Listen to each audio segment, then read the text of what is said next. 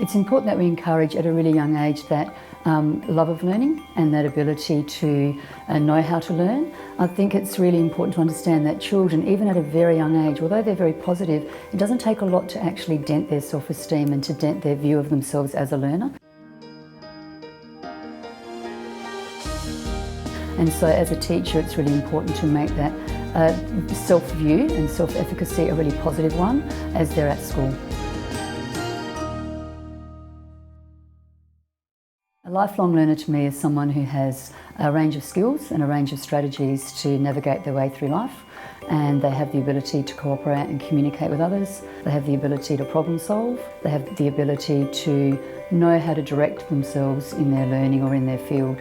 And so it's a range of key skills of being able to be cooperative, knowing how to reflect on themselves as a learner, knowing what they need to target to improve in themselves as a learner, and knowing how to put all of that together as a package. Sometimes a child can come to you and they don't have that natural drive and that natural sense of love of learning and curiosity. And so what's really important is to help that child find that again. And it's really important to help that child to see why they've got that attitude or why they've got that disposition. And really important to help that child set themselves some achievable goals so they can actually see that they can grow and that they can change and that they can progress and that they're not locked into being a particular learner in a particular way.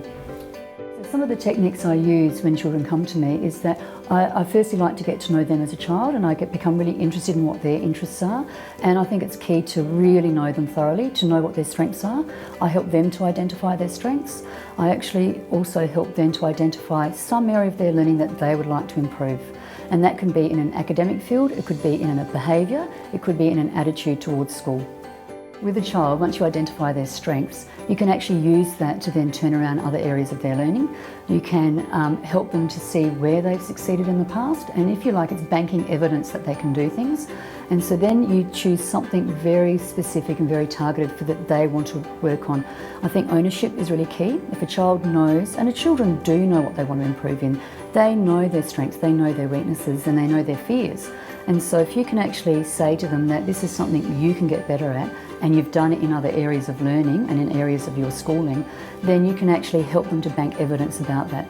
And you can actually actually write down that target, you conference about that target, you then actually help pinpoint for them when they're getting better at something, and you help them to see their progress.